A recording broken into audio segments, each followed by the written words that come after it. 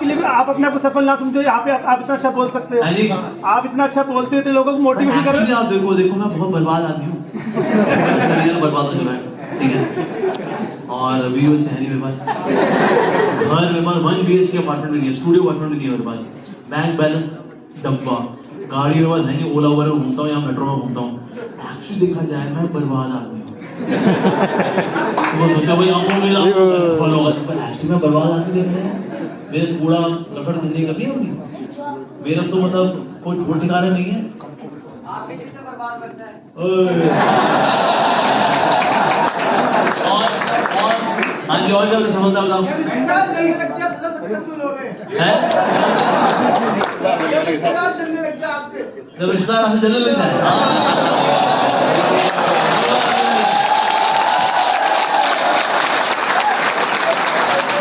तो रिश्तेदार चलेंगे, उसके बाद आपके नाम की सुपारी देंगे, जला दिया बहुत बढ़िया, ये होता है। और है जी, तो गोल अचीव करना है, स्क्वायर अचीव नहीं करना। क्या क्या गोल क्या है आपका, गोल क्या है? क्या बात है, मतलब जितने करोड़पति लोग हैं मतलब वो आगे है ना। अच्छा करोड़पति बन के क्या करोगे सब? कितना? 11 रुपए, 21 रुपए, 1 करोड़ आए हैं, 21 आपके पास, बहुत बढ़िया। हाँ क्या करेंगे फिर पैसे के बाद, क्या करते थे? हरे कृष्णा हरे कृष्णा। फिर उससे क्या होता है? फिर घूमे फिरे, थोड़ा घूमे, सोनी लड़की भी हो रही है, सोनी में माहिवा रखता है, बहुत बढ़िया। और माइंड को कंट्रोल करना, मन और माइंड को कंट्रोल कैसे करते हैं? दोनों की शादी कराएंगे? मन को कंट्रोल करना कैसे कंट्रोल करते हैं? जैसे अभी इस पूरी स्टोरीज में यही बताया गया है कि हमारी जर्नी जब शुरू होती है, जैसे हम इस जो कार्य करते हैं, जो भी करते हैं, और जो करेंटली हम कर रहे होते हैं, उसके कारण हम मतलब बढ़ते हैं, मतलब जिसके कारण हमारा फोकस नहीं हो पाता है। लास्ट का सोल्यूशन ये बताया गया कि अगर हम भगवत गीता पढ़ते हैं तो उससे हम अपने हर कार्य के प्रति फोकस कर सकते हैं और उसके प्रति निर्णय ले सकते हैं, पॉजिटिव निर्णय ले सकते हैं। अच्छा। जिससे हमारे जो दोस्त हैं और जिससे हमारे को जो नेगेटिविटी तो ऐसा क्या सीखते हो गीता करते, क्या दिया? हाँ, वो जो 2 लोग हैं गप मार रहे हैं आपने मार और जो हमें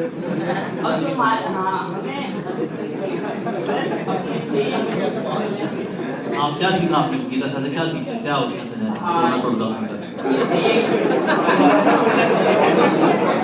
तो ये है कि मैंने जब थोड़ा बहुत ही पढ़ा है, मैं अभी भी जुड़ा हूँ और मैंने थोड़ा बहुत पढ़ा है, उससे मैंने बहुत कुछ सीखा है। एक ही तो डालो। ये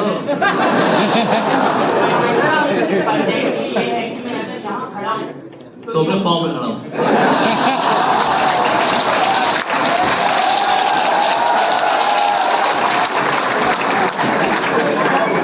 इतना कुछ सीखा नहीं, थोड़ा किया था।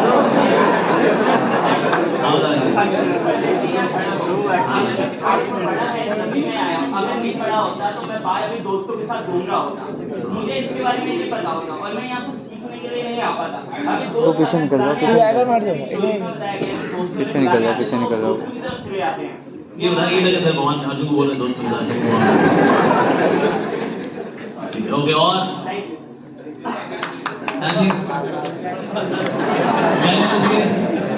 बोलो तो वो भेजना है, फोटो पूरा वीडियो फोटो बना के भेजते हैं। अच्छा पछतावा नहीं होता, जो करना करो, ठोको पीटो, अगर पछतावा ना ऐसा बोल। समस्याएं कम हो। हाँ मैं बोलता हूँ समस्याएं ना अपनी कम नहीं, बिल्कुल मतलब नगण्य होती है। इवन देन मन कोई ना कोई तरीका ढूंढ लेगा दुखी होने का, कुछ ना कुछ ढूंढ लेगा, पक्की बात। बारिश ढूंढ लेगा, बारिश हो रही है यार, ढूंढेगा कुछ हो जाना है, एकदम मस्त एंटिटी है माइंड। तो सक्सेस के बहुत सारे पैरामीटर्स हैं, कई लोग अलग डेफिनेशन देते हैं, लेकिन एक्चुअली देखना लक्ष्य और डेस्टिनेशन बोला कि ना हमारा गोल अचीव करना है। तो हम सबके जीवन गोल एक होता है या अलग अलग होते हैं? कौन सा बताया अलग होते हैं? गुड ना, ये बस समझना लोग है। क्या आपका गोल क्या है? आईआईटी। तो आईआईटी क्रैक करेंगे फिर आपको क्या मिलेगा? अच्छा कॉलेज, अच्छे कॉलेज में जाओगे, कॉलेज में जाओगे इज्जत मिलेगी, उसका अपनी अच्छी जॉब मिल जाएगी। फिर अच्छी जॉब से क्या होता है? पैसा आएगा। तो पैसे से क्या करोगे? पैसे के बाद फिर कौन मस्ती करोगे? क्या और से क्या करोगे? फिर और क्या मिलेगा? फिर पैसा होगा, गाड़ी होगी, बड़ी वाली गाड़ी होगी, मालगाड़ी होगी, और उससे फिर क्या होगा? घर में कुछ रहेंगे, उनको देख के आपको क्या मिलेगा? लड्डू भापियाँ मिलता है। शुगर नहीं मिली, शुगर से पहले क्या मिलेगा? हाँ, खुशी मिलेगी। अच्छा, और पूछते हैं किसी और से। किसी और से पूछते हैं। अच्छा, आपके जीवन का लक्ष्य? सीए हो, ठीक है, वेरी गुड। आप सीए बन गए, उससे क्या होगा? फिर पैसा आएगा। फिर उससे क्या होगा? मेंटल पीस है। मेंटल पीस आके क्या अनुभव करते हो आप? जिंदगी जी में क्या क्या चीज चाहिए होती है अनुभव करने के लिए? आज दुनिया में जीते रहते हो, कुछ अनुभव करना होता है ना लाइफ में। क्या चीज होती है वो? हाँ, सक्सेस से क्या मिलता है आपको? सेटिस्फेक्शन। क्या एक्सपीरियंस करते हो आप? मतलब मम्मी पापा पेरेंट्स प्राउड। वही पापा बोल रहा है मेरा बच्चा, फिर उससे क्या होता है? खुशी मिलती है। यानी हम सबकी जीवन का लक्ष्य एक है, खुशी। हम लोग कुछ भी करते हैं खुशी के लिए करते हैं।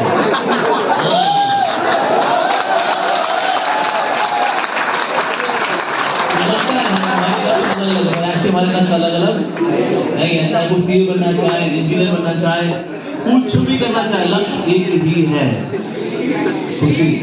जो लोग यहाँ पर आए हैं ना, उनका लक्ष्य भी खुशी था, और जो लोग यहाँ नहीं आए उनका लक्ष्य भी खुशी है। आएगा पका देगा, हम लोग हर खुश हैं।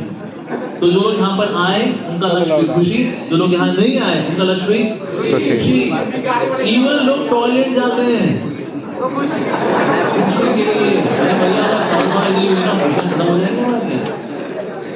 इवन पीपल कमिट सुसाइड, खुशी। क्योंकि जब जिंदगी इतनी भारी भरकम हो जाती है ना, कष्टदायक हो जाती है, तो लगता है मर जाओ यार, पर क्या मिलेगा?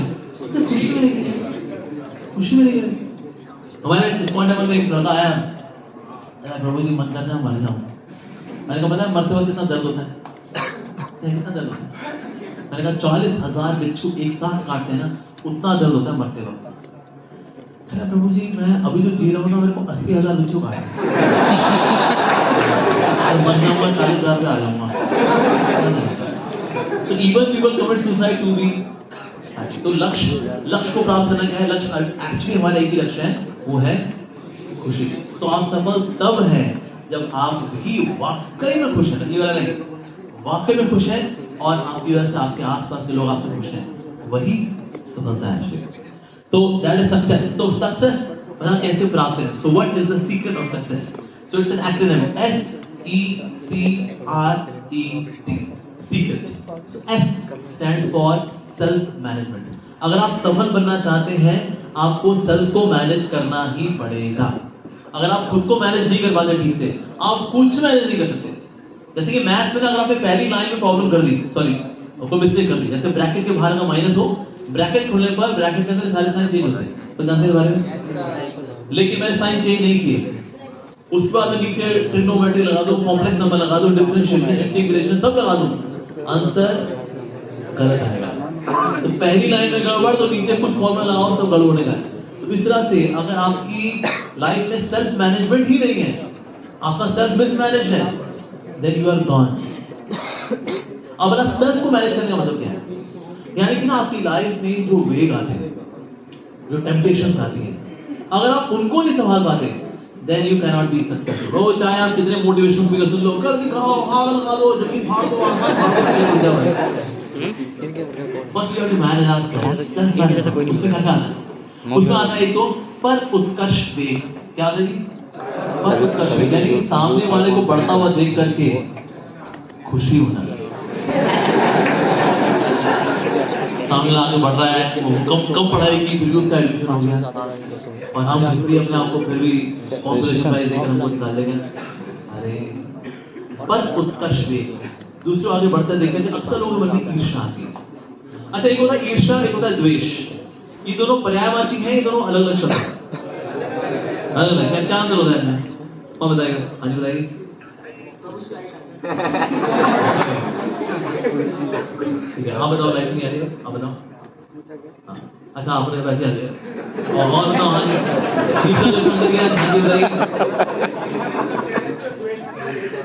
अरे वाह, ईर्ष्या मतलब जेलसी और जेलसी मतलब एनवियस है। क्या बात है, दोनों जो इंग्लिश में नाम बता दो हो गया। Very good, nice. और हाँ जी, फीलिंग होती है जो हम दिखाते हैं। ईर्ष्या एक फीलिंग होती है और द्वेष क्या होता है? वो फीलिंग नहीं है, पाँव वाला खून है वो। एक्चुअली तो वो दिखता ही नहीं। अच्छा एक एक्शन है दोनों में, लेकिन अच्छा एक में हेड दिखता है, एक में हेड नहीं दिखता, ऐसा होता है? हाँ, एक ही सिक्के के दो पहलू। अच्छा, और वेरी गुड। ईर्ष्या का मतलब किसी से जलना और द्वेष का मतलब दूसरों को जलाना। द्वेष का मतलब उसके प्रति कुछ एक्शन लेना। अच्छा, चलो मैं बताता हूँ दोनों अंतर क्या है। दोनों बहुत सूक्ष्म है। जैसे फॉर एग्जाम्पल, आपका नाम क्या है? सोनू। सोनू के पास है 5 ग्लास मैंगो शेक, मेरे पास है 2 ग्लास मैंगो शेक, और बोलो यार इसको 5 दिए, मैं मेरे को 2 दिए, गलत है बात ये। द्वेष है, ठीक है। सोनू के पास 2 ग्लास मैंगो शेक, मेरे पास 5 ग्लास मैंगो शेक, और बोलो इसको 2 भी क्यों दिए? ईर्ष्या। तो ज्यादा काली क्या दूंगी? ईर्ष्या, द्वेष। ईर्ष्या। सो पर उत्कर्ष वेग यानी सामने वाले को आगे बढ़ता देखने के बजाय कि उससे इंस्पिरेशन ले, ईर्ष्या द्वेष आ जाते हैं। लो जी हो गया काम।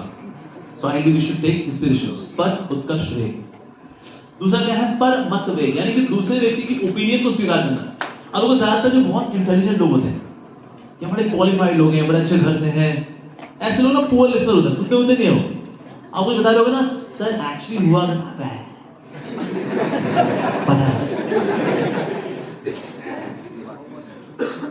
तो इसलिए पर मत वेग यानी सामने वाले के मत को भी सुनना, स्वीकार करना। ज्यादा इंटेलिजेंट लोगों की शक्ति क्या है? उनकी इंटेलिजेंस। और उनकी कमजोरी क्या है? इंटेलिजेंस। उनकी बुद्धि ही उनकी कमजोरी है। बुद्धिमान व्यक्ति क्या करता है? पुअर लिसनर होता है। बहुत इंटेलिजेंट हूं, हाँ सो टैलेंट सबसे सब झगड़ हलवाई मेरे,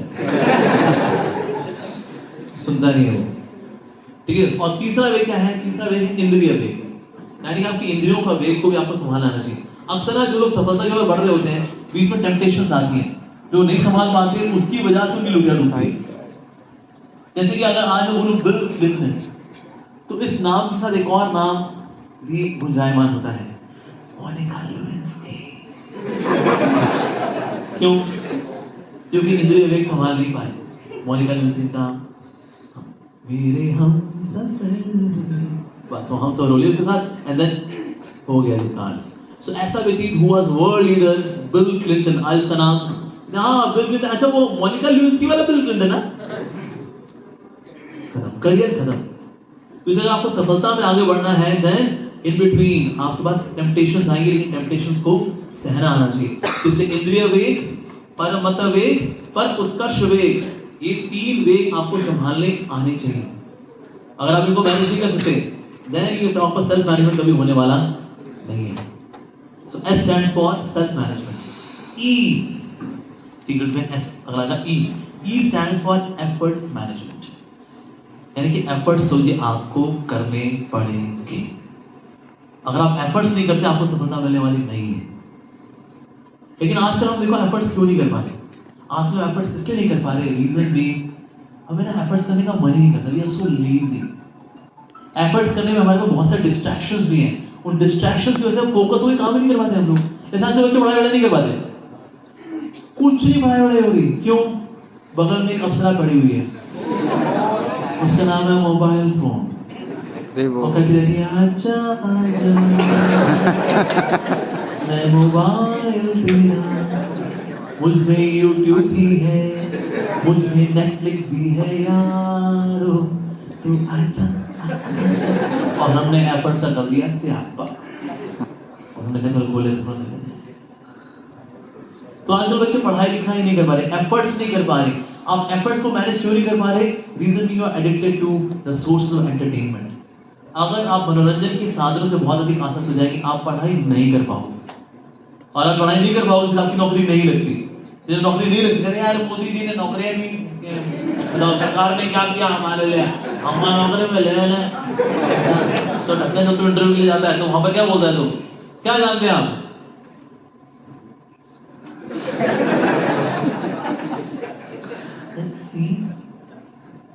C++, जावा एंड मर जावा, ये आता है, कुछ नहीं आता। इनफैक्ट इंडिया के अंदर जितने भी सॉफ्टवेयर इंजीनियर पास आउट होते हैं उनमें से 94% को प्रोग्रामिंग करनी नहीं आती। नहीं प्रभु जी, ऐसा नहीं है, ऐसा ही है। हमने खुद ने इंटरव्यू किया है सॉफ्टवेयर इंजीनियर को, उनको बेसिक प्रोग्राम बोल दो ना अगर कि भैया तुम क्लॉक बना लो, क्लॉक कैसे बनाएंगे? सर्कल बनाओ, उसमें डिजिट बनाओ, उसमें लाइन खींचो, ग्राफिक्स डॉट एच सुना, डॉट एच ग्राफिक्स उनको अच्छा बूट एड्रेस पे पहुंचने के लिए लाइन लिखते थे। चलो बूट एड्रेस, प्लीज बूट में लिखे एड्रेस, ऐसे ऐसे फन्ने खा लो, पढ़ते ही नहीं है क्योंकि मजा करना है ना। अरे नेटफ्लिक्स पिक्चर देखते हैं, अरे अमेजॉन प्राइम वीडियो पे एक पिक्चर देख लेते हैं, अरे ALT बालाजी को कुछ देखते हैं।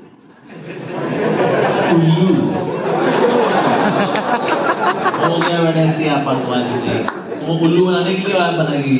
हाँ ALT बालाजी का कुछ भी नहीं है। बालाजी का मेरा नाम तो तुम करते थे लेकिन कंटेंट का मेरे से कोई लेना नहीं। तो आपका एफर्ट जो है एकदम सत्यानाश हो जाता है। इससे अगर आप एफर्ट्स करना, जितने भी सोर्स ऑफ आपके डिस्ट्रैक्शंस है ना उनको आपको दूर करना पड़ेगा, आपको कष्ट होगा। Like for example if you get into this mobile phone ना, मोबाइल फोन अगर आप लेके आओगे नोकिया 3310, तो कष्ट होगा। ले बोला ओवर बुकिंग नहीं कर सकते, जोमेटो पिज्जा नहीं मंगा सकते यार। लेकिन अगर आप एफर्ट्स करना चाहते हैं, concentrated realistic efforts, then you have to remove all the distractions. साथ ही एफर्ट्स का ना लक्ष्य क्लियर होना चाहिए। अगर आपके जीवन में लक्ष्य नहीं है ना तो आपको एफर्ट्स करने में मजा नहीं आता। क्यों कर रहा है? पढ़ना है, क्यों पढ़ना है? क्यों है? क्योंकि ना ये मतलब कि जो होता है, मतलब जो करना चाहिए, मतलब इतना कन्विंसिंग आंसर। आप लोगों को ज्यादातर देखो, मैंने आपसे पूछा आप सबके जीवन का लक्ष्य एक है, अलग अलग। सबने एकदम मतलब ग्लूकॉन डी पी के बोला अलग अलग। हमी को नहीं पता, बहुत बड़ी कम लोग हैं, 1% लोगों ने बोला एक ही है, बट एक्चुअली ज्यादातर लोगों ने क्या बोला? अलग अलग है। हमी को नहीं पता हमारा लक्ष्य है। हमको लगता है शायद कोई IT क्रैक करना या एम्स क्रैक करना, शायद ये लक्ष्य है मेरा, पर एक्चुअली वो भी हमारा लक्ष्य नहीं है। हमारा लक्ष्य खुशी है। पर ज्यादातर लोग पता नहीं होता किस लक्ष्य के लिए। सोचो अगर कोई फुटबॉल मैच खेल रहा हो, फुटबॉल मैच नहीं पता गोल पोस्ट का है, तो बच्चे बात है अपना पास करें, गोल पोस्ट छोड़े यार, वो खेलना होता है। तो वीडियो गेम खेलने का फायदा क्या जब तुम्हें गोल ही नहीं पता, गोल का डब्बा गोल रखा है। तो इसीलिए अगर आप चाहते हैं आपके एफर्ट्स मीनिंगफुल हों, उसके लिए बहुत जरूरी लक्ष्य क्लियर होना चाहिए, लक्ष्य होना चाहिए। और लक्ष्य के साथ साथ मुझे ये पता होना चाहिए अगर लक्ष्य तक पहुंचना भी है, बीच में मुझे बैलेंस करके चलना है। एफर्ट्स के अंदर बहुत जरूरी है वर्क लाइफ बैलेंस। आप जो पढ़े आपका उसमें आपका स्वास्थ्य भी जरूरी है, we should not compromise on health. इसलिए कभी वॉक पे जाना है ना, हमारी सोशल हेल्थ है ऑल्सो वेरी इंपॉर्टेंट। ये सब जरूरी होता है अलॉन्ग विद आवर एफर्ट्स। तो इसीलिए एफर्ट्स करने हैं, लेकिन क्या क्या एफर्ट्स के साथ साथ जरूरी है वो सब देखना चाहिए, और जो डिस्ट्रैक्शन से आपको बचना चाहिए। अगर आप नहीं बचेंगे then your efforts would be spoiled. इस दुनिया के अंदर एक भी व्यक्ति ने अगर ऐसा हो जिससे सफलता प्राप्त हो, tangible success without any success, impossible. कुछ होते हैं ऐसे कि भाई मेरे पिताजी की जायदाद जमीन थी, उसके बाद फिर हमको मिल गई, फिर बस हम खाते हैं, छोले भटूरे वगैरह खाते हैं, और हाँ, लेकिन क्या ये वाकई सक्सेस है? सक्सेस नहीं है। तो पुश्तैनी मिल गई, पिताजी ने कहा मेरी 7 पुश्तैन खाएंगी, लेकिन तो जाते नहीं 7 पुश्तैन निकम्मी हूँ, तो इसलिए उन्होंने कहा मेरी 7 पुश्तैन खाएंगी। कभी भी ना पैसा अपने बच्चों के लिए होना चाहिए। कई बार लोग इतना एफर्ट्स करते हैं इसके लिए, भाई मेरे बच्चे खाएंगे, क्यों मेरे बच्चे खाएंगे, तेरे बच्चों को मेहनत करते हैं। कभी भी अगली जनरेशन के लिए पैसा नहीं होना चाहिए। क्यों भाई? बच्चे दो तरह के होते हैं, एक सपूत एक कपूत। सपूतों के लिए पैसा छोड़ना नहीं चाहिए, वो कमा लेते हैं। कपूतों के लिए छोड़ना नहीं चाहिए, पैसा वेस्ट करते हैं। इसीलिए जब मरो तो बैंक बैलेंस 0 होना चाहिए। जितना पैसा उसको बचा हुआ फालतू काम किया हो। ठीक है, इसमें efforts management is very important. So S E, अगला क्या आएगा? C, C stands for company management. यानी कि आपकी दोस्ती यारी किसके साथ है? आपकी सफलता में आपकी दोस्ती यारी plays a very vital role. अब वो कभी कभी ना आपको तनाव नहीं होगा, आपके दोस्त यार आके आपको तनाव दे रहे थे, आप अच्छे खासे लगे हुए थे, भाई मर गया यार, अब तो क्या होगा, क्या हो गया, बस क्या बताऊं, आप इससे जैसे मैं बोलती ना, उसने देखा काफी लोग रो रहे थे, रो रहे हैं, और ये आंख खड़ा के उसने देखा सबको, और इसमें रोना शुरू कर दिया। तो किसी व्यक्ति पूछा कि आप क्यों रो रहे हैं, आप कौन है? ये सब रो रहे हैं। संगति में ना, संगति चेंजेस योर इमोशंस। आपके इमोशंस चेंज हो जाते हैं संगति में आकर के, आपकी आदतें चेंज हो जाती है संगति में आकर के। अब तो कई ना सीधे साधे आते हैं गोरखपुर से और ऐसी किसी सिंपल जगह से आएंगे, पटना वगैरह से आएंगे, कोई सीधा साधा लड़का है, वहाँ वो बिया करता था, इलायची दूध, केसर पिस्ता दूध, यहाँ दिल्ली में आ गया वो, और यहाँ उसको दोस्त मिल गए, ठीक है, क्या बदल रहे भैया, एक केसर पिस्ता दूध दे दो भैया। अब उसके दोस्त बोले दूध पीता है केसर पिस्ता इलायची फ्लेवर, तो क्या हो गया, इसमें खराबी क्या है, दूध भी तो है, दारू पिया कर दूध पीता है यार, बताओ क्या तू भी रे। बस ये दोस्त आपकी आदतें चेंज कर देंगे भाई, और लाइफ में तनाव आ गया, मैंने 2 पैक लगा, सब सेट, तेरी गर्लफ्रेंड का दुख सेट, तेरे करियर का दुख सेट, सब सेट, यू आर अपसेट, ये दारू करेगी सेट। ये दोस्त यार ये पिलाए थे, और होता क्या है, ऐसी संगति में, ऐसी कंपनी में खुद को नॉर्मल दिखाने के लिए फिर हम भी वो सब करते हैं। भले ही दारू गंदी लगती, कड़वी लगती है, नहीं है फिर को यार ये लोग नॉर्मल मारेंगे ना, तो ठीक है, फिर मैं भी करता हूँ। हाँ नहीं यार, ऐसा नहीं, मैं फ्रूट बियर पी लूंगा, फ्रूट बियर ठंडी वाली पी लूंगा, और ये भी मिसाल लगा हुआ है। पहले जब ये गोरखपुर में था, किसी अच्छे गांव वाला कस्बे से आया, तभी ये सब नहीं करता, लेकिन कंपनी में आकर के डिजायर्स बदल जाते हैं भाई, बंदे की डिजायर्स चेंज। जिससे संगति का बहुत ध्यान होना चाहिए। अब देखो कैकेयी का कितना प्यार था राम जी से, इवन बताया था कौशल्या से भी ज्यादा प्यार था कैकेयी का राम जी से। पूरी बुद्धि पलट कैसे संगति, मंत्र की बातें सुन रही है, वो हो गया ऐसा, डाउनलोड दिया वायरस का, पूरा प्यार का सॉफ्टवेयर में करप्शन हो गया, वायरस आ गया। संगति से आपके वैल्यू सिस्टम चेंज होता है। आप देखो हमारी पर्सनैलिटी आज जो कुछ भी है, it is nothing but the resultant of top 5 people we associated. आप 5 नाम लिखो जिनका संग आपने सबसे ज्यादा किया है, वो चाहे टीचर हो, चाहे दोस्त हो, कोई भी हो, उन 5 लोगों की जो पर्सनैलिटी है ना, उसका रिजल्टेंट, उसका एवरेज, उसका mean is your personality. That's it. सारा खेल संगति का है एक्चुअली। अगर संगति का ध्यान रखें, देन यू आर गॉन। अच्छा, 2 शब्द होते हैं, एक होता है प्रॉक्सिमिटी, एक होती है संगति। क्या दोनों सेम है या अलग अलग है? One is proximity, one is association. क्या दोनों सेम है या दोनों अलग अलग है? कौन सा है अलग अलग है? क्या क्या अंतर है?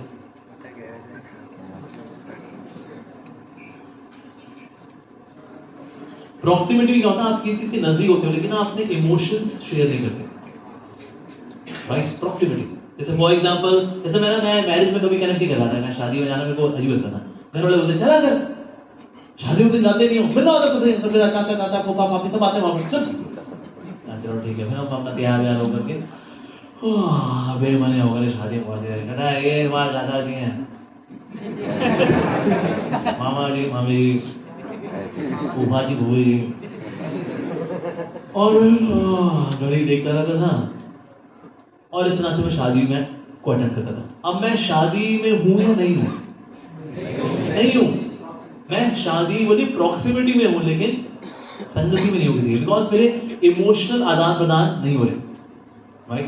तो इससे जहां इमोशनल आदान प्रदान होते हैं, एक्चुअली संगति वहां होती है।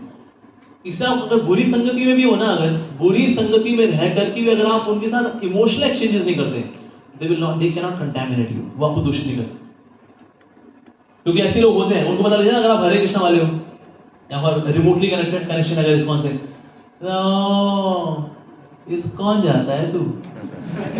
हरे कृष्णा हरे रामा वाला हो गया भाई ये तो, हरे रामा हरे कृष्णा। तो तेरी भी तो गोपियां होंगी, कृष्ण भगवान जी की गोपियां थी, तेरी भी तो गोपियां होंगी।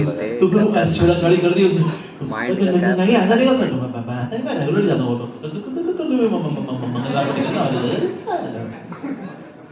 तो दिखाया था नहीं मैं इतना स्पिरिचुअल नहीं हूँ यार, मतलब स्पिरिचुअल होना मतलब एबनॉर्मल होता है यार, मतलब so that's why I am not abnormal, I am normal this में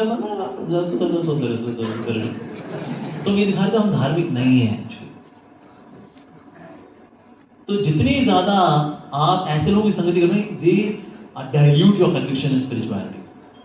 एक भी आपकी कन्विक्शन इतनी तगड़ी है कि आप किसी दूसरे नहीं होते हैं, बल्कि सामने वाला अगर आए ना उसको धुला लोगे, उसको ले आओगे। वो कबड्डी होती है ना, कबड्डी में कबड्डी मतलब कमजोर खिलाड़ी, कबड्डी उन्होंने लोगों ने पकड़ लिया, सामने वाले कबड्डी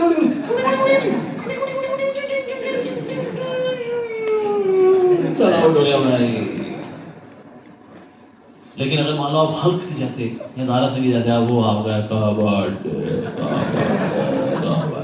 सारी टीम चल रही है, आप लोग पकड़ लो उसको, पूरी टीम को लिया आपने भाई सारी टीम ऑल आउट।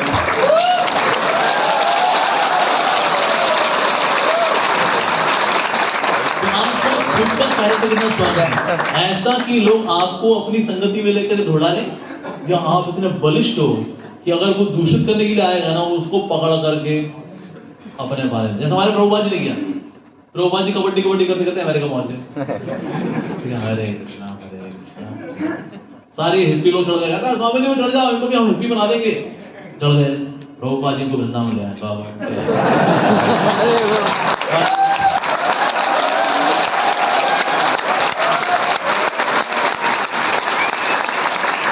आपकी संगति कैसे हुई? मतलब प्रभुपाद जी पहले तो कई लोग गए, अमेरिका भी गए, मैं नाम नहीं लूंगा किसी का, तो कंट्रोवर्सी बता दी। वहां पर जो बीफ भी खा लिए लोग, मैंने कहा स्पिरिचुअली बीफ वगैरह ऑर्डर करके खाए। But the point is that लेकिन प्रभुपाद जी अमेरिका गए, प्रभुपाद जी ने vegetarian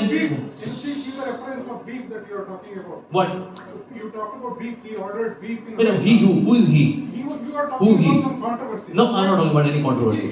No. There have been many people who have gone to become. No, I'm not scared of anyone. But they're having. Okay, I also give you one name. There was one person. His name used to start with S. But his name used to start from S, and he was from Karnataka. And he used to teach yoga. और योगा करते करते वो gymnastics सिखाया करते थे, और योगा करते करते फिर क्या हुआ, फिर उसपे actually there are documentaries on that.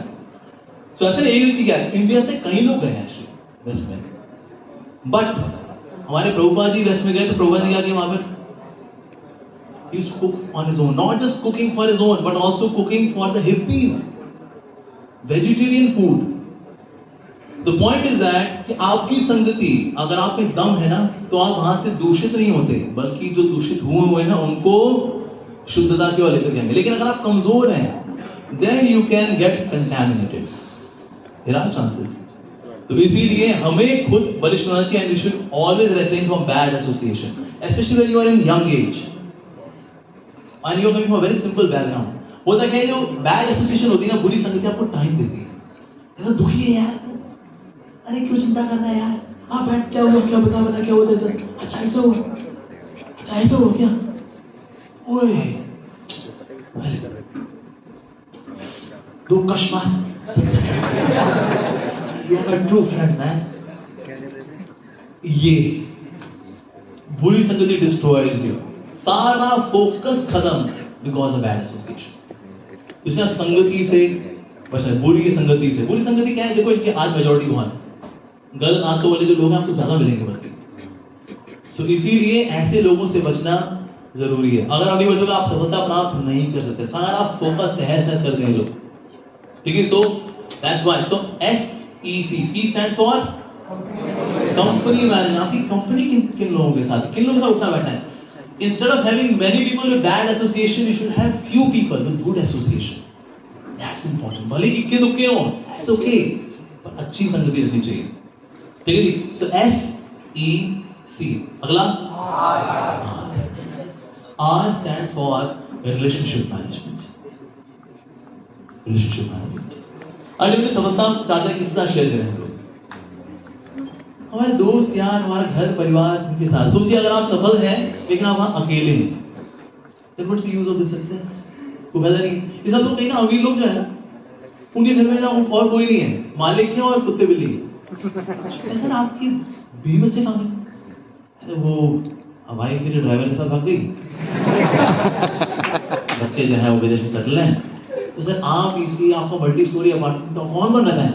Me and my wife of course, साथ में मेरी बिल्ली है और साथ ही मेरा टॉमी भी। टॉमी कम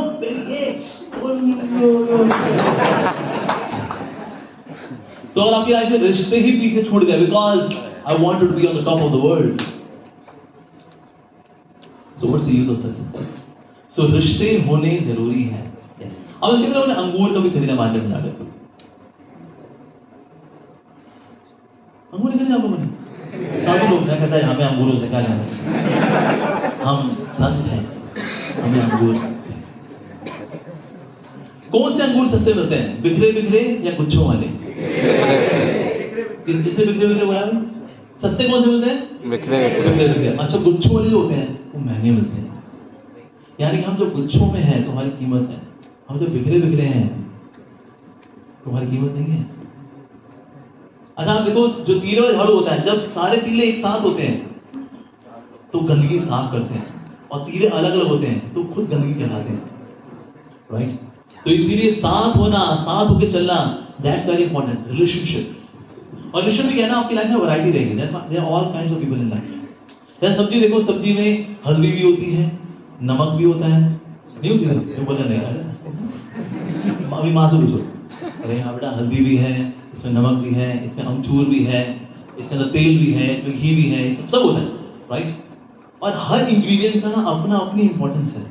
जैसे हल्दी का नाम कहता है मैं रंगूंगी, मैं रंग दूंगी सारी सब्जी को, वेरी गुड। नमक कहता है दिखूंगा नहीं, लेकिन टेस्ट इससे, खट्टापन अमचूर से, कड़ी पत्ता होगा उसके अंदर, तड़का उसका, तो हर चीज का अपना अपना एक रोल होता है, तब सब्जी टेस्टी बनती है।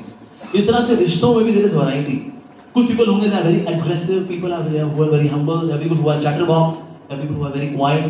सब तरह के लोग लाइफ में आपको मिलेंगे, सबको साथ लेके चलना चाहिए। यानी क्या है, बस ये बुरे लोग ना हो, अच्छे अच्छे लोग हो बस। आपने आपसे अच्छे अच्छे लोगों में रहोगे ना तो क्या बोर हो जाओगे। तो अच्छी चीज सब ऐसे होते हैं, हरे कृष्णा कैसे हो, बढ़िया है यार, ये सब ऐसे ही नहीं।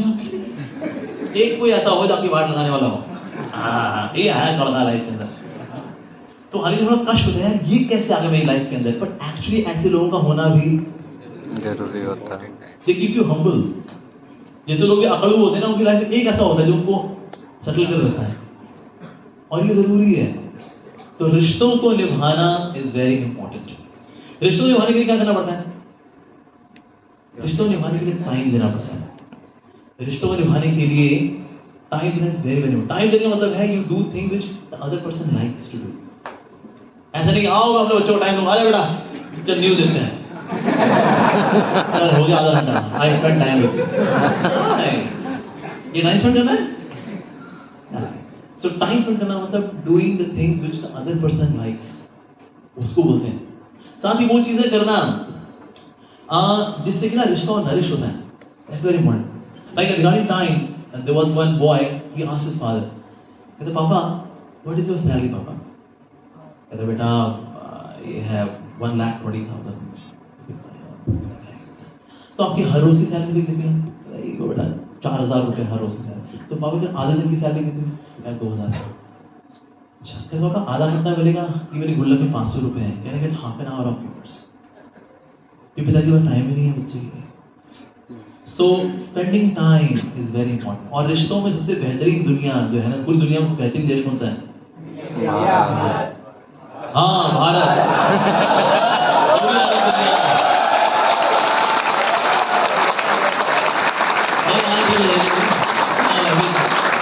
Government of India, still India, make in India, तो अभी पुरानी आदत है, बढ़िया से भारत। भारत, भारत ऐसा मतलब क्या होता है? भारत मतलब जो भगवान में आदर पूर्वक रत, भ आ र त, भारत। भ का मतलब भक्ति में रत, भारत। भा का मतलब होता है नॉलेज, जो नॉलेज के लिए रत, उसको बोलते हैं Bharat. So that is of course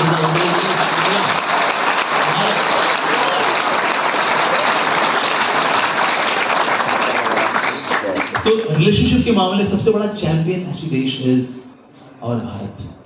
आप देखो, हमें पिछले 80 साल से बॉलीवुड कन्विंस करना चाह रहा है लव मैरिज, प्यार, इश्क, मोहब्बत, दिस दैट। आज भी इंडिया के अंदर 83% मैरिजेस मतलब हमने 80 साल के बॉलीवुड के एफर्ट्स फेल कर दिए हमने, बिकॉज वी वैल्यू रिलेशनशिप। आजकल क्या है ये तो वो सब, लेकिन इंडिया में ना लिव इन को एक्सेप्टेंस नहीं मिलने वाली। कोई देखिए कुछ एक तरह के तबका होगा, liberals, come on guys, this is fun, थोड़ा समय स्ट्रॉबेरी, थोड़ा समय चॉकलेट,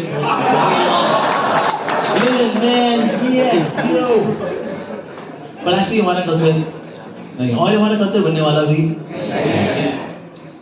नेवर एवर। यहाँ पर because marriage is not just about two people, it's about two families. हमारे बीच में केशव मुरारी को आ चुके हैं,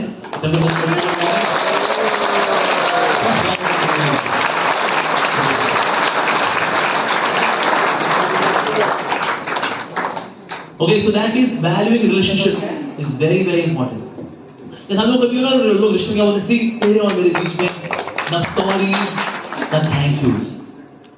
हमारी दोस्ती ऐसी है ना, हम लोग ना कभी किसी को सॉरी बोलेंगे ना कभी थैंक यू बोलेंगे, ये तुम्हारी दोस्ती है यार।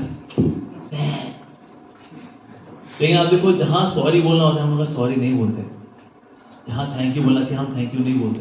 रिश्ता ऊपर जाता है नीचे जाता है?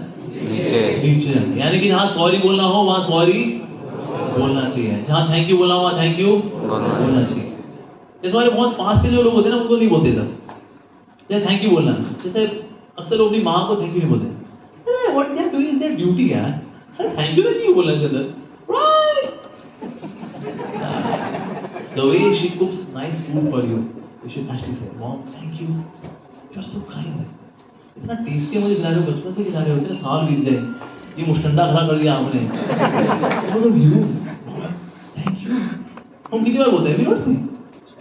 और स्पेशली देखो मॉडर्न जनरेशन ना, इसमें ग्रैटिट्यूड बहुत कम है। मतलब किसी कुछ अच्छा किया हमारे लिए, उसके लिए वो फीलिंग हमारे अंदर ग्रैटिट्यूड वाली है यार, ये तो उनकी रिस्पॉन्सिबिलिटी है यार, इसमें थैंक यू क्यों बोलना? What is thank you? आइए उधर बैठिए, विराज ये मतलब हमारे पास रिस्पॉन्स पंजाबी भाषा में डिवोटीज आए हुए हैं।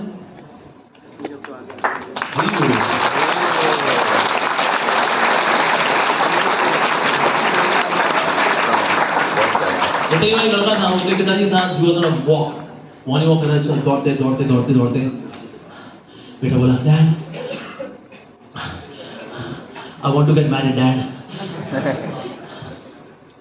तो पिताजी ने कहा, How dare you say that? क्या हुआ डैड? सब शादी करते हैं, मैं भी शादी करना चाहता हूँ, इसमें घर क्या है यार? आपने तो की थी, ये तो पैदा हुआ मैं। पिताजी ने say sorry to me now. Morning walk में तो मेरे को बोल रहा है, Dad, I want to get married, but nonsense. हर चीज का समय होता है। तो क्या बोला? किस बार बोला? I want to get married. Say sorry to me now. No, better. I'm sorry. पिताजी ने कहा, अब तो शादी करने के लिए तैयार है। जब तेरी गलती ना हो, फिर भी सॉरी बोलने के लिए तैयार है।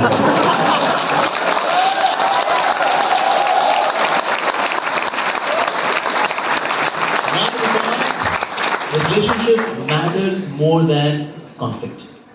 Conflict से ऊपर क्या है? रिश्ता निभाने के लिए कभी कभी सॉरी बोलना पड़ता है। अभी गलती नहीं भी हो, ठीक है जी, हमसे गलती हो गई, आप जीते, ये करने होता है। यानी कि मैं रिश्ते को ज्यादा इंपॉर्टेंस देता हूँ। मेरे लिए विनिंग ओवर की आर्गुमेंट, बैटल करना, कॉन्फ्लिक्ट करना, आर्गुमेंट, काउंटर आर्गुमेंट, तो जीतते। रिश्ते ऐसे निपटते हैं। सो गलतियां सबसे होती हैं, गलतियों को माफ करना सीखना चाहिए। Many times the people carry grudge. और सालों साल वो ग्रज लेके जीते रहते हैं। सब लोग कुछ तो हंसते नहीं है, पीपल उनके ना चेहरे से मुस्कान चलेगी। और विशेष रूप से कलयुग के अंदर पीपल आर सो टची। और भाई कब किस बात का बुरा मान करके ये सालों साल मन में रखेंगे।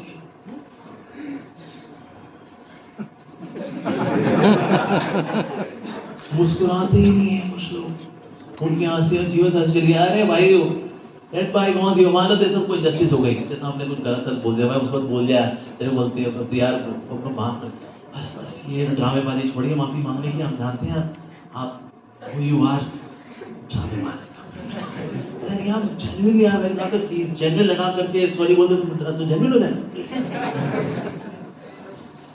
ग्रज, वो ग्रज भाई सालों साल चलता है। इस मामले में मैं बताऊँ, लड़कियां भाई उनकी मेमोरी बहुत अच्छी होती है और उनकी मेमोरी उनकी दुश्मन होती है।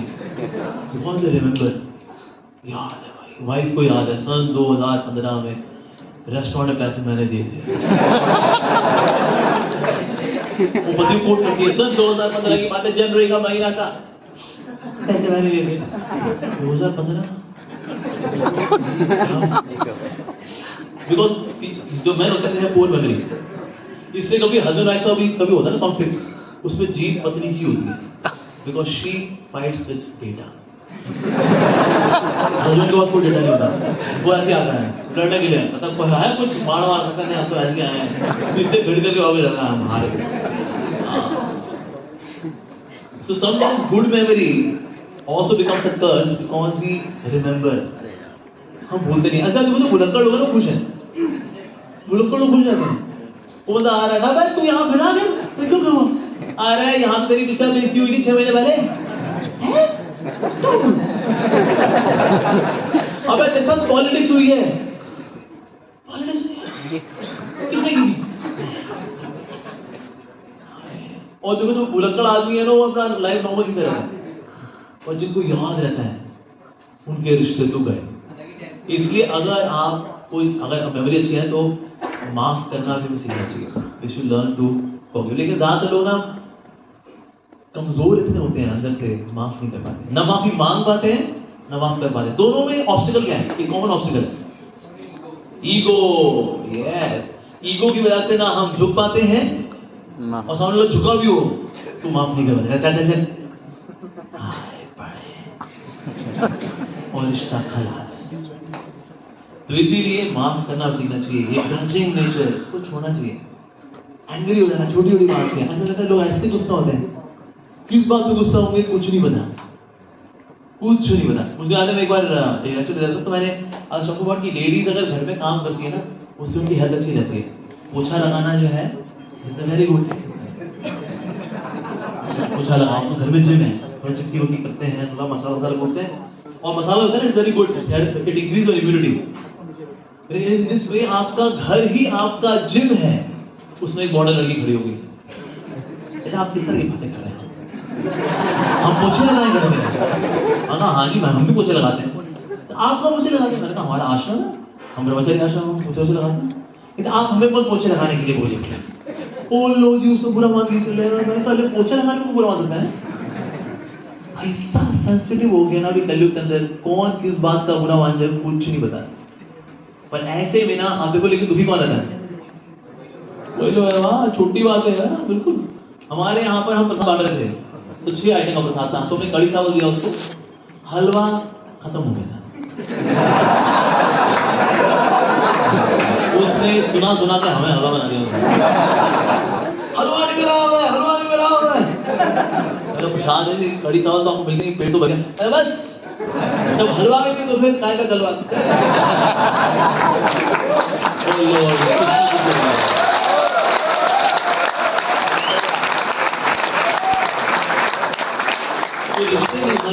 थोड़ा सा बेपरवाह होना चाहिए।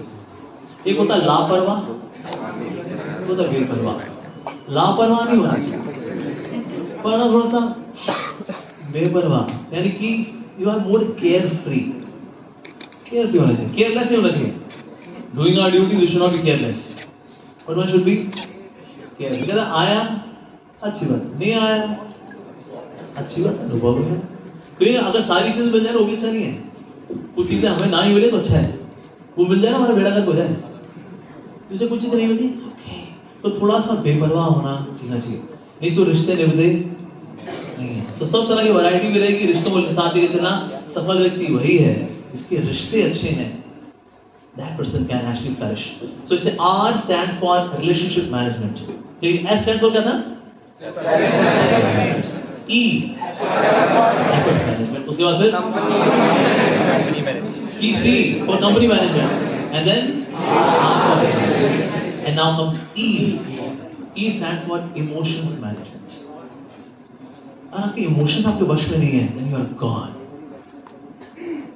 कोई लोग होते हैं आजकल वैसे इमोशन बड़े कम हो गए लोगों में, लेकिन जो है वो ऐसे फूट फूट के बाहर होते हैं, उनकी बुद्धि भी डर जाती है उसके अंदर। इमोशंस को मैनेज करना आना चाहिए।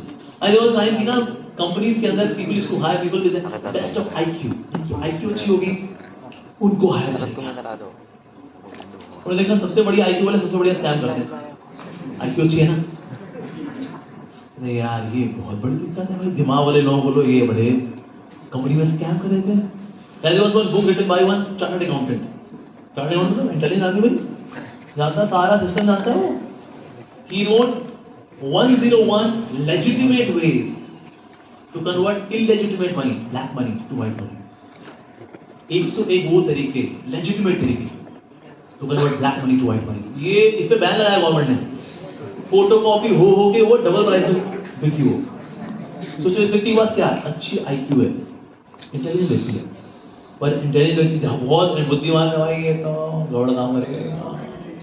तो आईक्यू को संभालने के लिए एक और चीज होती है, उसको बोलते हैं ईक्यू, इमोशनल क्वेश्चन। तो नया साइकोमेट्रिक टेस्ट आया कंपनी के अंदर, भाई अच्छे इंसान निकल गया, सिखा सुखू देंगे उनको हम, लेकिन वैल्यूज तो होनी चाहिए कुछ। तो इसलिए ईक्यू वाले लोग हायर देवर वेरी गुड, अच्छे इंसान है, दिल अच्छा है इनका, दे मेक इमोशनल कनेक्ट। इनके साथ भी दिक्कत है, कभी कभी इमोशन से ऐसे बह जाते हैं, काम नहीं होता है। ये ईक्यू वाला सारे बहुत चैलेंज, ये तो इमोशन में ऐसे बह जाए, काम ना हो इनसे। तो फाइनली जैसे कि आपको होशी बता रहे हैं यहाँ पर SQ, spiritual question. Spiritual question manages EQ, emotional question, and then EQ manages IQ. तो अगर ये तीनों एक साथ है ना, then your life can be successful. जैसे तीनों से, तो पर इमोशंस को मैनेज करना जरूरी है। आप लोग इस जगत के अंदर जो कुछ परसीव करते हैं, it is as per the glass of emotions. जैसे ना एक बार एक बहुत महान संत उनका नाम समर्थ रामदास जी, और वो राम कथा करते हैं, और राम कथा करें जहाँ राम कथा होगी ना वहाँ पर हनुमान जी आते हैं और कथा होगी हनुमान जी।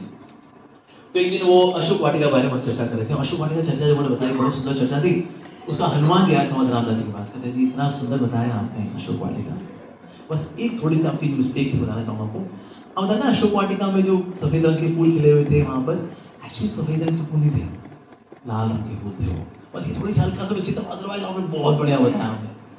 समर्थ रामदास जी ने कहा देखिए मेरे गुरु महाराज ने तो ये बताया कि अशोक वाटिका के फूल सफेद रंग के थे, तो मतलब सफेद रंग के थे। और लोग देखिए हनुमान जी आप तुम्हारे पूजनीय है, वंदनीय है, लेकिन फूल तो सफेद है। देखिए समर्थ रामदास जी, मैं अशोक वाटिका में खुद था, आपा नहीं, इसलिए बता रहा हूँ सफेद रंग के फूल नहीं थे, वो लाल रंग के फूल थे।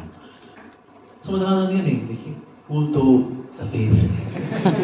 अच्छा ठीक है, एक और व्यक्ति भी वहां पर रहा है, ठीक है, उससे सीता मैया आप बताइए कौन से रंग के फूल थे? ये समर्थ रामदास जी बोल रहे हैं सफेद रंग के फूल थे, बता रहा हूँ भाई लाल रंग के फूल थे, अब आप ही बताइए। तो मैंने कहा नीले रंग के फूल थे। सीता मैया आपको हमने कॉन्फ्लिक्ट रिजॉल्व करने के लिए बताया ना, आपने तो और कॉम्प्लिकेट कर दिया इसको।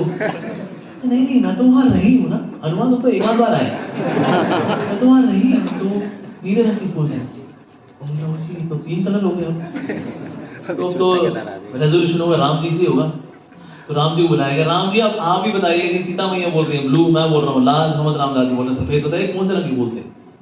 तो राम जी ने कहा सफेद रंग के फूल ही थे। हनुमान जी तो बहुत गुस्से में थे, तो इसलिए तुमको फूल देते थे लाल रंग के। और क्योंकि सीता मैया, सीता मतलब उनकी दवाई में हमारी मैया, क्योंकि सीता जो थी उनकी आंखों हमेशा अश्रु थे विरह भाव में, तो उन अश्रुओं के थ्रू वो फूलों को देखती थी, तो उनको नीले रंग के फूल नजर आते थे। बट एक्चुअली का ओरिजिनल कलर क्या था? व्हाइट। यानी हम जो कुछ भी परसीव करते हैं, it is as per the emotions, जो हमारे इमोशंस होते हैं ना, उसी के अनुसार हम दुनिया को देखते हैं। जैसे हमारे प्रभुपाद जी अमेरिका में गए, तो अमेरिका में ना प्रभुपाद जी ने देखा जो हिप्पीज वगैरह हैं, इनको देखिए बोला है गंदे नहाते धोते हैं नहीं लोग, बदबूदार कपड़े चेंज करने ही नहीं। और ऐसे थे कि जिस लॉफ्ट में वहां रहा था प्रभुपाद जी, उसके वहीं पर लेटे होते, एक के ऊपर एक पड़े हुए हैं, उनके हाथ में दारू भी है, और प्रभुपाद जी उनको थोड़ा साइड किनारे करते फिर अंदर जाया करते, ऐसा हाल था। ये प्रभुपाद जी ने अमेरिका को छोड़ा नहीं, ऐसे हिप्पीज के बीच में रह करके प्रभुपाद जी ने ये इस्कॉन शुरू किया। ऐसे बड़ी एलीट क्लास से शुरू करना है ना, हिप्पी मतलब rock and roll, illicit sex, druggist, हर वो काम जो सोचो जो पापी व्यक्ति कर सकता है ना, वो करते हैं, उससे चैंपियन है वो, और वो इनोवेटिवली करते हैं, वो क्रिएटिविटी के साथ करते हैं। ऐसे लोगों के साथ श्री प्रभुपाद जी ने इस्कॉन शुरू किया। बट ही कुड सी, अरे यार ये तो कस्टमाइज है लगती है, ये परसेप्शन है। जैसे एक हिप्पी था, वो आया और बोलता है श्री प्रभुपाद जी से, प्रभुपाद जी आपने मुझे भक्त बना दिया, पर ना मैं कन्फेस करना चाहता हूँ, मैं हूँ आई वाज, मैं पहले क्या था। प्रभुपाद जी बोले बताओ क्या थे तुम। श्री प्रभुपाद श्री नाम, मैं जेल में था। प्रभुपाद बोला इट्स ओके, कृष्ण का जन्म तो जेल में हुआ, इट्स ओके। तो क्यों जेल क्यों गए तुम? Actually I was dealing in drugs, that's why. Prabhupada ने कहा it's okay, I was also dealing in drugs, मेरी प्रयाग फार्मेसी थी, मैं दवाइयों के लिए मैं ड्रग्स लेकर आया, दवाई बनाया करता था। इट्स ओके, हरे कृष्ण। ये परसेप्शन है प्रभुपाद जी का, ये एंगल उनका सोचने का, राइट। तो इसीलिए अगर आप इमोशन मैनेजमेंट अगर आप नहीं कर पाते, then you really can't be successful, because कब आपकी इमोशंस बहा करके आपको किसी और दिशा में ले जाए, अरे लो जी हो गया काम। सो इमोशंस को मैनेज करना आना चाहिए। अब इमोशंस को हम कैसे मैनेज करें, हाउ टू मैनेज इमोशंस। एक बहुत ही अच्छा तरीका है अपने इमोशंस को मैनेज करने का, having very healthy self talks. Self talk का मतलब क्या होता है? अपने मन से बातचीत करना। अपने मन से बातचीत करने का मतलब है अपने आप को, अपने मन को अपने आप से अलग करना। अगर आप मन के साथ ही रहोगे तो मन को आप एजुकेट नहीं कर सकते, मन से अलग होना चाहिए कि आज डिस्टर्ब पता है कौन है? मेरा मन बहुत डिस्टर्ब, मैं नहीं, ये मेरा मन बहुत डिस्टर्ब है। आज मेरी ईगो बहुत डिस्टर्ब है, वो मेरे को इज्जत नहीं मिली ना, सबको रिस्पेक्ट दे रहे थे, मेरे को रिस्पेक्ट नहीं दी, तो मेरी ईगो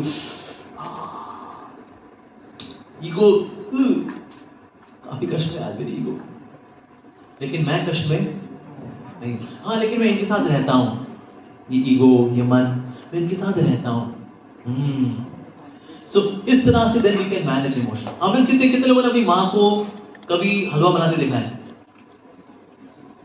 तो कढ़ाई में खड़े होकर हलवा बनाते हैं, कढ़ाई के बाहर खड़े होकर हलवा बनाते हैं? बाहर, क्योंकि कढ़ाई के अंदर खड़े होकर हलवा बनाएंगे तो खुद हलवा हो जाएंगे। हमें कढ़ाई के बाहर खड़े होकर के हलवा बनाना चाहिए। उस तरह से लाइफ में इमोशंस का जो ये कढ़ाई है ना, now we will manage the emotions. So emotion से अपने आप को, स्पेशली नेगेटिव इमोशंस, जैसे आजकल इमोशन से एक और चीज आती है विच इज ओवर थिंकिंग। आपका दिमाग चल रहा है, चले जा, जो करना है ना वो नहीं करेंगे,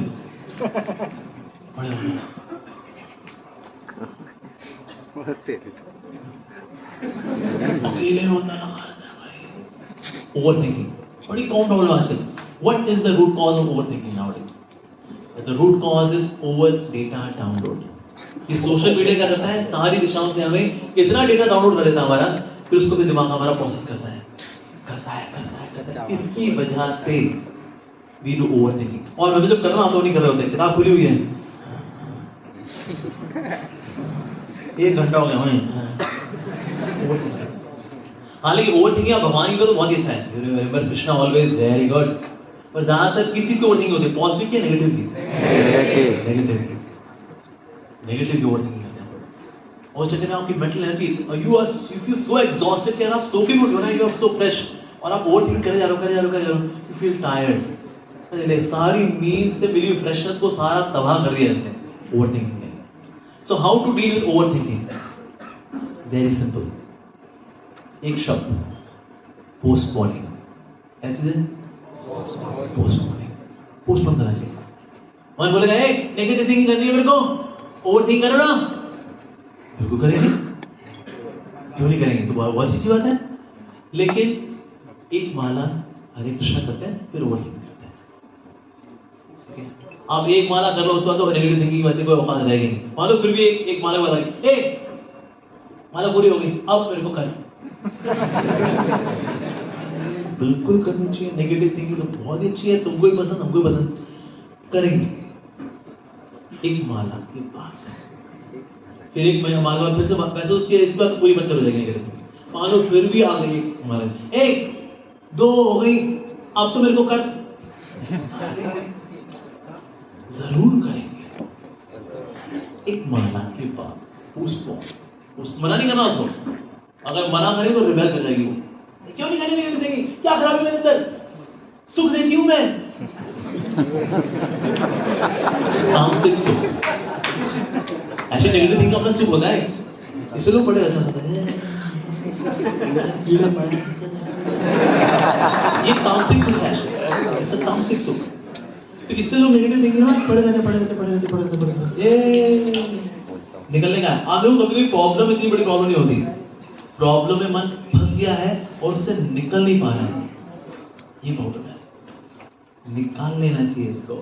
यस, तो इसीलिए बहुत जरूरी इमोशंस मैनेजमेंट, अपने इमोशंस को मैनेज करना आना चाहिए आपको। यस, जिससे अपने आप को अलग करें, and specially you should really empower yourself, अपनी सोल को एम्पावर करें to manage the emotions well. And there is saying, if you do not have spiritual substance in your heart, you remain slaves of your surroundings. आपकी परिस्थितियों के आप गुलाम बन करके रहते हैं अगर आपके दिल में आध्यात्मिक सत्व नहीं है तो। So E stands for emotions management. Now last comes T. T stands for time management. अगर आप समय को मैनेज नहीं कर पाएंगे, then also you can't be successful. Time has to be managed. पर टाइम मैनेजमेंट जुड़ा है, पता किससे जुड़ा है? टाइम मैनेजमेंट जुड़ा हुआ है प्रायोरिटी मैनेजमेंट से। हर वो चीज जो प्रायोरिटी में है उसके लिए टाइम निकलता ही है, और जो चीज प्रायोरिटी में नहीं है ना उसके लिए टाइम नहीं निकलता। कुछ बस ये हो जाएगा, हो जाएगा, फिर आखिर में ना फिर हम भक्ति भी करेंगे। समय मिला तो, समय कभी नहीं मिलने वाला, समय कभी नहीं होगा आएगा। मैं समय लगा लो, ऐसा होने वाला कभी नहीं होने वाला। जिस चीज की प्रायोरिटी नहीं है उसके लिए समय नहीं निकलता है, जो चीज प्रायोरिटी में है उसके लिए समय निकलता ही निकलता है। जैसे वैलेंटाइन डे के दिन लोग गर्लफ्रेंड के लिए टाइम निकालते ही हैं, भले लंच सिर्फ करेगा, तब तक काम करके क्या बात है, तो आज बहुत एफिशिएंटली काम करना है सर, 5 बजे निकलना है, क्यों? किससे मिलने की जमाना है, प्यार खाया जाता है।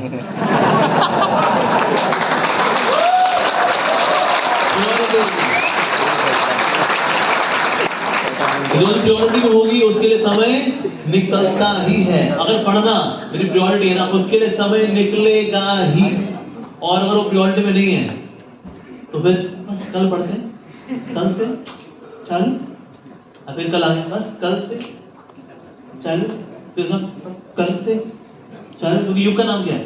कलयुग। तो काम तो होगा ही नहीं कभी। So time management is nothing but priority management.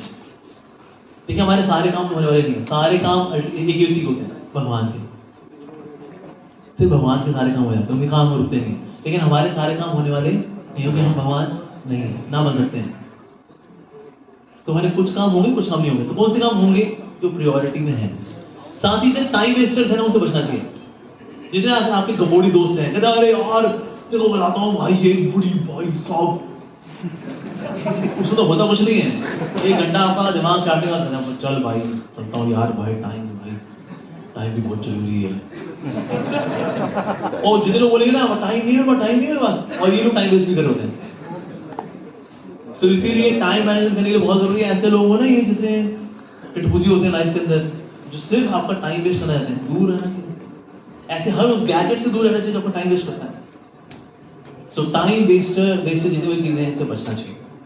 साथ ही रहना चाहिए हमें, अगर आप देखो टाइम मैनेजमेंट है ना, वो लोग कर पाते हैं तो मेंटल एनर्जी होती है। हम कोई चीज तब कर पाते हैं जब उसको करने की ना एनर्जी है। When you have mental energy to do something, you will do that. तो इसीलिए बहुत जरूरी है that mind should have the energy.